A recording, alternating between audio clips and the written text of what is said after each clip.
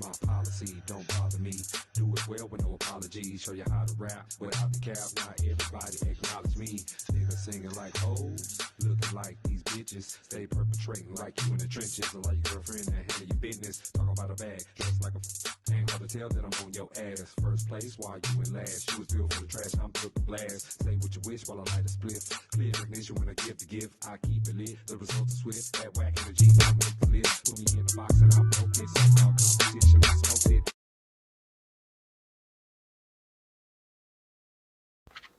Microphone check, 1, 2, what is this? My name is Cornbread Capone, and I'd like to welcome you to Unpopular Honesty, the home of brutal honesty and real hip-hop music. And today, I have a guest that I've been personally waiting on for a while now. You know what I'm saying? He is a full niner.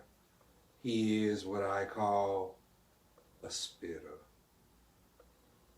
If you don't know who I'm talking about the one and only Lil Deezy. What's up, bro? Man, nothing, man. Chillin'. What's good, man? Chillin', man. Let's go back to the beginning, man.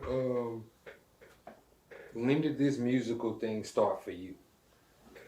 Shit, that's crazy. I just posted that on my story. Shit, my chick lady, she brought me to the studio was in Houston. So she just threw me in there. She always rapping people music. So rap your own music. I ain't really know how to freestyle, so I would trade, you know what I'm saying? So, she bought me some instrumentals to practice. So people think like I've been good since the beginning. I just didn't let nobody hear me when I was trading. That's how it was. Right. Well, when did you start making music like taking it serious? Like really like I can do this can be real and I can achieve this. When did you decide that? I always took it serious because I was always good at freestyling. So I thought I could just freestyle my way up out of everything. You know what I'm saying? Because a freestyle sound like I wrote it. You know what I'm saying? I still really rarely write. You know what I'm saying? But one day we was at a show and we met some promoters. So it was like spit something, and I was high, so my freestyle was just on point. So I told my partner from that point on, I was like, man, I'm finna write me a whole bunch of songs. So I did 11.5 years. So I got over like 300 plus songs written. You know what I'm saying? Yeah. And to date, how many projects have you released?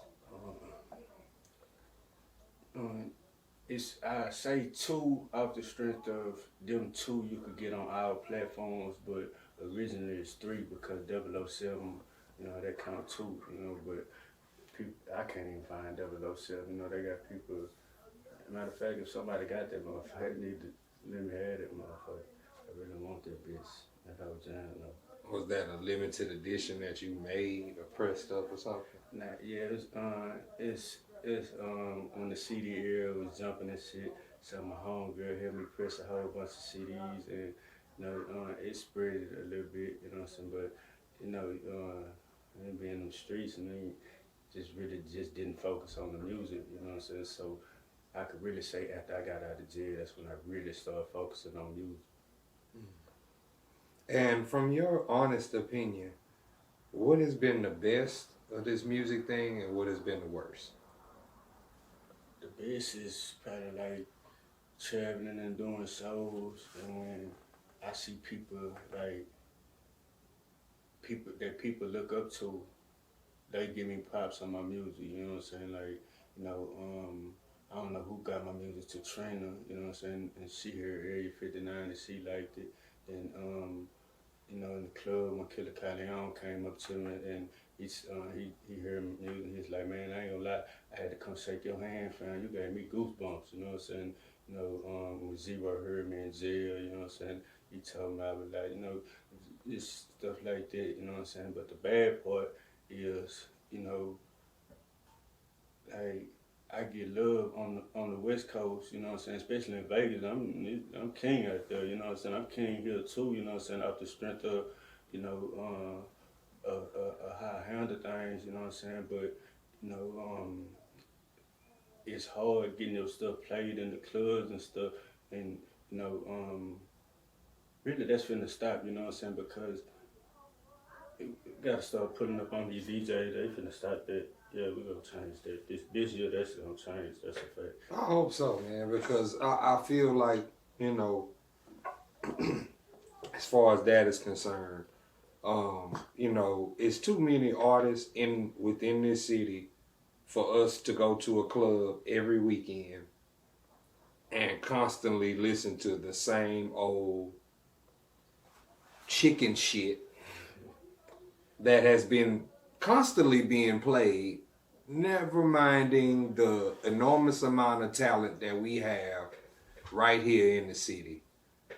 Um, yeah, that is gonna change because I plan to get active with that as well because I find it that it's a problem that we have all this talent, we have all these great records, and they ain't getting played in the club.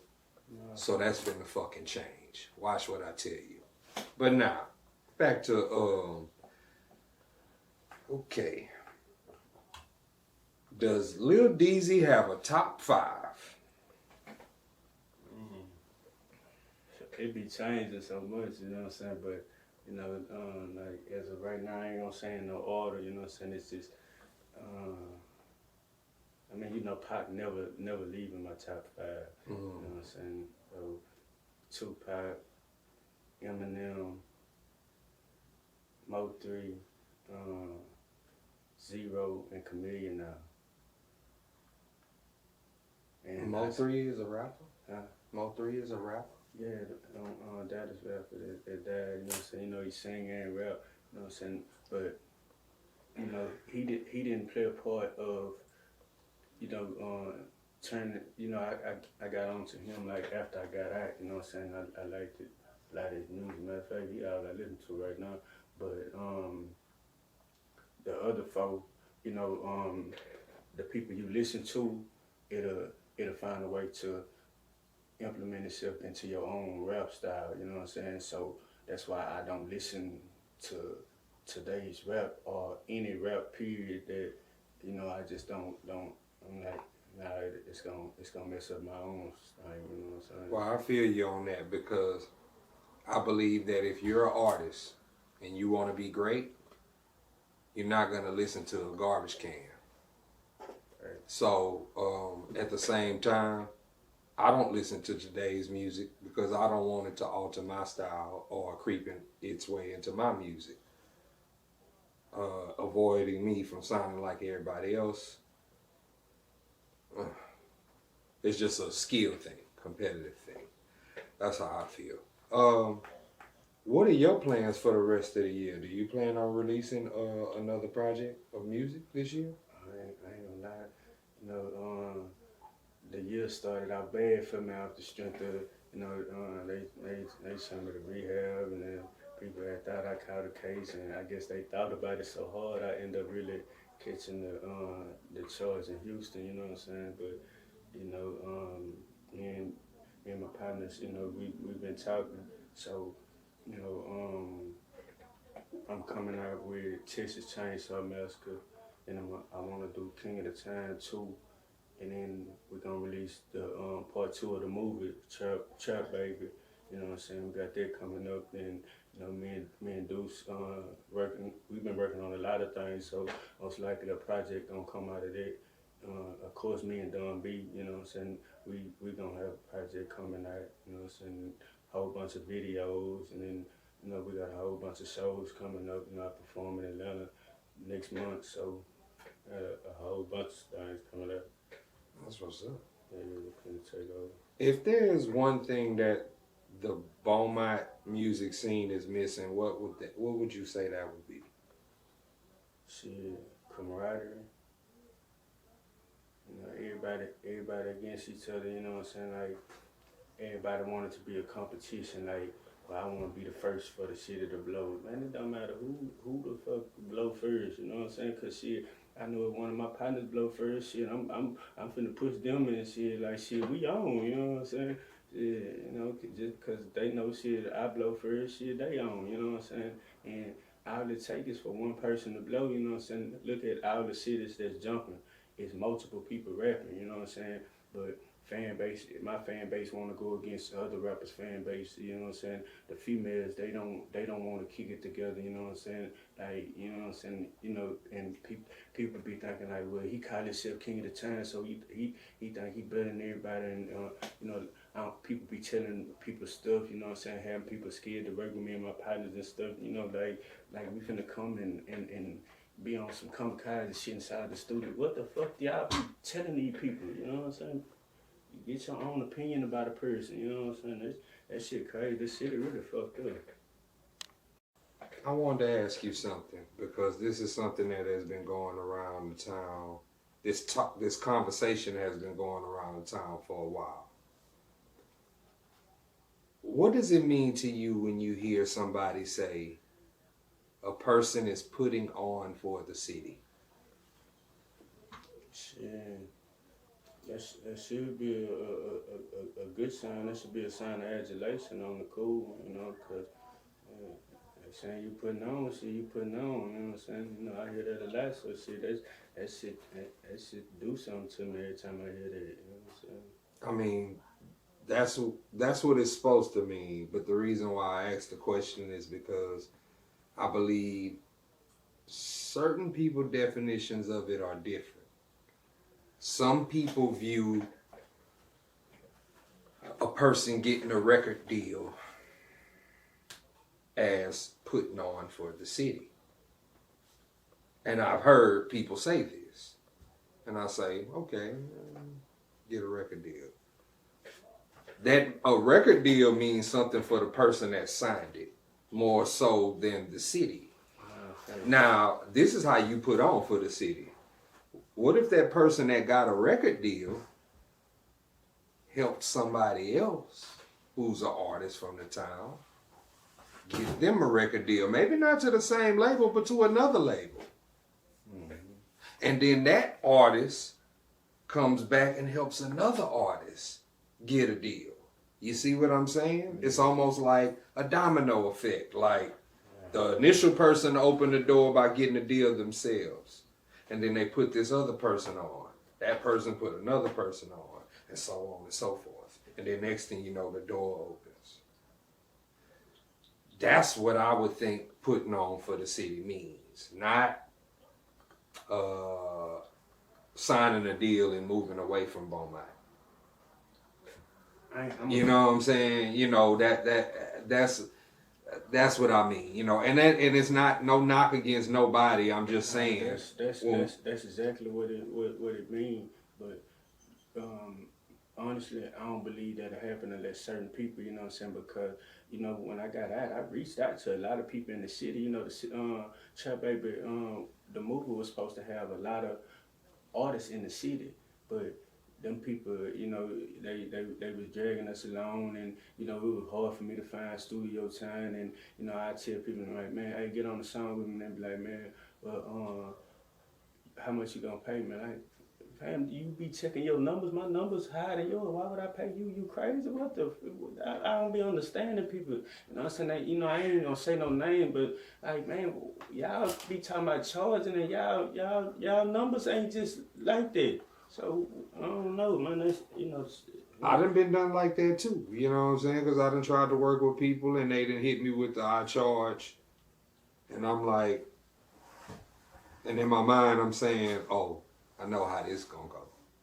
Let me go on about my business. You know what I'm saying? Because that brings about another question. How is it that in a city like Beaumont, you have artists who have an ego? Egos are usually reserved for those who have done something, like people who have Grammys on the shelf. They have platinum plaques in their home. They have charted a number of times. They have platinum records. They have this, that, and the third. Those people usually have egos. And I understand why. What I don't understand is how you can live in a city like Beaumont, one of the brokest places in the world, and you can have an ego bigger than Kanye West. How is that possible? Just explain that one to me. Make that make sense. Because I've been rapping almost 30 years and I ain't got no ego. I can go and work with anybody long as they got some sense. You know what I'm saying? But it's back to what you said. It's a lot of division. It's division between age groups because there's a younger sector of rappers who don't associate with the older sector of rappers, which I don't understand because this shit just didn't start now. This shit been going on. And if the younger generation would like to learn something, they would get with the older generation and sit down and talk to them and learn about what life was before we had the internet, before there was a YouTube, before we get played on the radio. That used to happen. We need to pull up on a radio station too and see why we ain't getting played on the radio. That's another big thing too, because the way they run radio down here, it's unacceptable.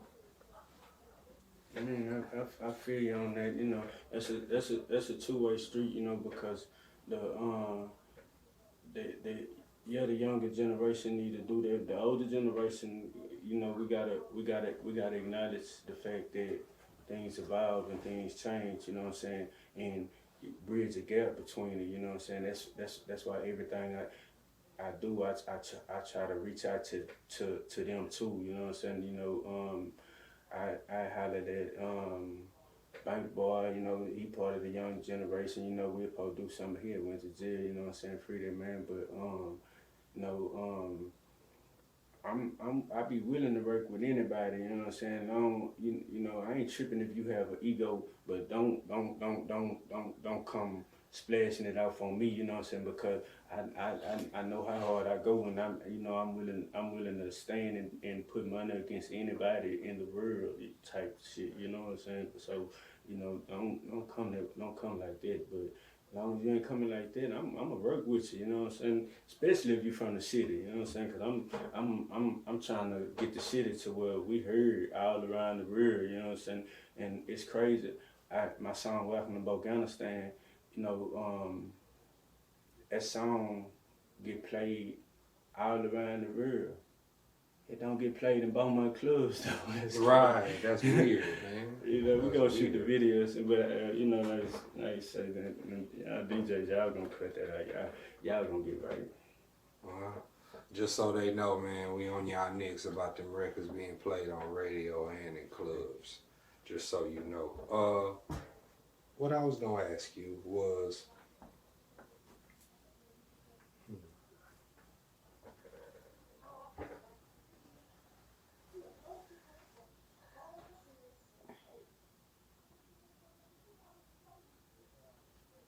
I really forgot. I'm pausing. All right, so if there's anybody from the town who you listen to, who would that be? You ain't gonna give me like that shit. I'd say somebody. I say one name. Shit. Everybody else gonna be mad. Shit. Everybody. Shit. Everybody. Yeah. Okay, that's the politically correct answer. That's cool, man. You know what I'm saying? So other than the music, the films, because you did your thing acting in the Trap Baby thing, which I was very surprised. It even had the homie from the neighborhood in there too. You know, outside of those ventures, what are your plans? Do you have any other plans outside of that?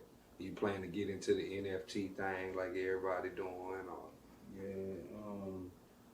I also we got a documentary we want to work out. You know what I'm saying? Because you know see people just see me and Deuce or me and Don B. You know what I'm saying? But they don't know the original group that we had never got to make music together. You know what I'm saying? It's like probably like 6 or 7 of them. Me, Gangsta Six, 3K dudes. Greg K, Stunner Load, Free C Ray, Chamaniac, you know what I'm saying? We all hung together and people like, why y'all don't rap together? Like we rap together and we consider freestyling and the highest rapping together, you know what I'm saying? But we never just really got to put a full project out, you know what I'm saying? I had no idea that you was connected to all those guys because some of those guys I know. I met Big Six through CMO, God bless his soul. I know of Deuce through CMO. That's how I was introduced to Deuce through CMO. God bless. Stunner I really didn't know, but I had heard of his name. And I used to live in the North End, so I'm hearing all these names. Yeah. And because I used to live on Magnolia, wink wink. And let's see, you named somebody else. Who else did you name? C. Ray. Yeah. I met C. Ray at a club. This was long before he caught that case. Yeah. And what happened was I saw him on YouTube. He had a little fight video where he had the gloves on. Yeah. And it looked like a boxing tutorial type video, but it was really one of them type of videos. And I seen him at a club because I think we was performing one night back when the club was on Concord where I believe End Zone is now. Yeah. But it used to be called something else back in the day. So all these artists are there performing and he gets on stage and he perform, and I just remember that night, you know what I'm saying, so clear because it was actually a cool night. Like nobody was beefing, nobody got into no fight, everybody got up there and performed. You know, some guys filmed us performing and it was cool, you know what I'm saying. There was a bunch of people there, a bunch of artists there too. So I'll never forget that moment, but I didn't know you was connected to all those guys, man. Yeah, I grew up together too. Yeah, man. But talk about the north side of Beaumont, man, for the people who, you know, are not from the town who watch the show. You know what I'm saying? They have no idea what Beaumont is, where Beaumont is, and you're from the north. Where did you grow up in the north end? Shit, all over the north end, man. You know, shit. We like when I was real young, my mama stayed on Ives Street, you know what I'm saying? And she used to always drive me out to the Ville to play with my partners out there, you know what I'm saying? Then my grandma stayed on Pine Street, you know what I'm saying? Oh, and you know, if you was from the north end at that time, they had kids on every street, you know what I'm saying? So that's why everybody know everybody, because you gonna roam all around that motherfucker, you know what I'm saying? From Magnolia Park to Piccadilly Park, you know what I'm saying? To all over, you know what I'm saying? So, shit. I'm gonna tell you something that blew my mind away when I moved to the north end, because everybody knows I'm from the Pale Arch. When I moved to the north end, I got a chance to see how the streets of the north end operate. Meaning, when you see one guy with a slab, it's a good chance you're gonna see another guy with a slab behind him. Yeah. And probably 4 or 5. Meaning, they all ride together. They all hustle together. If one go to jail, the other one's gonna pitch in and help him get out. If one of them fight, all of them gonna fight. And I admired the way that was, because I was like, whoa. Because on this side of town at the time, it wasn't happening like that. There was a lot of division. A lot of people was not cool, was beefing with each other. It just wasn't no camaraderie. It was nothing over here. But over there, at that time, it was. And I saw that with my own 2 eyes, and I admired that. And not only that, man, my whole time living out there, which wasn't long, I had a lot of fun. A whole lot of fun. You know what I'm saying? Like, more fun than I thought I would have, because coming from this side of town, you have this thought in your head about what it would be like to live over there. Until you live over there, and then for me it was cool. I mean, I had no problem. You know, I had a partner, rest in peace, my nigga Dub. My nigga Dub. I ran into Dub one day, and this is all it took. Dub was the nigga that everybody around there was cool with. Dub say, hey man, come with me. And this is what Dub did. He didn't tell me, but this is what he did. He took me around and he introduced me to everybody. And then when he was done with that and we left, he was like, yeah, I did that. So when you moving around and you by yourself, the people I introduce you to, now they know who you are. As opposed to you just walking up to somebody, they don't know you, and they have a chance to click on you or whatever just because they don't know you. And I told him I appreciate that. Rest in peace to my nigga Doug. You know what I'm saying? Before we get up out of here, man, do you have any last words that you would like to say to the people that's watching out there, man? Shit. You know, I want to give a shout out to the whole gang, you know what I'm saying? You know, y'all know who y'all is. I ain't gonna go name for name, but shit, I'll be all day, but shit, y'all know it's much love on mine, you know what I'm saying? Y'all know what we about to do, shit. We about to take over some shit, and shit, I hope the shit will eventually come together, man, and stop all that bullshit, and, you know, shit, cause one person get on, shit, hairdressers gonna shine, nail techs gonna shine, people who doing the food, everybody gonna eat, man. So shit, it's gonna be money for everybody. And shit, I hope everything changes, man, eventually. Hope so too, man. Tell them your social media so they know how to follow you and all that. On IG is Deezy _Unchained. I'm saying, I think it's that on TikTok and stuff, you know, on Facebook, I'm Lil Deezy, you know, Area 59 on all platforms, King of the Town on all platforms, Texas Chainsaw Massacre almost done, and y'all know I be in the studio every night, so shit, there's no telling when the song gonna drop, you know what I'm saying, and nah, I ain't gonna say about that one, y'all find out, y'all hear about that one later though, but yeah, man, shit, fuck with me. Yes, sir. On behalf of Lil D, my name is Cornbread Capone. This is Unpopular Honesty. Thank you for watching. Peace and love.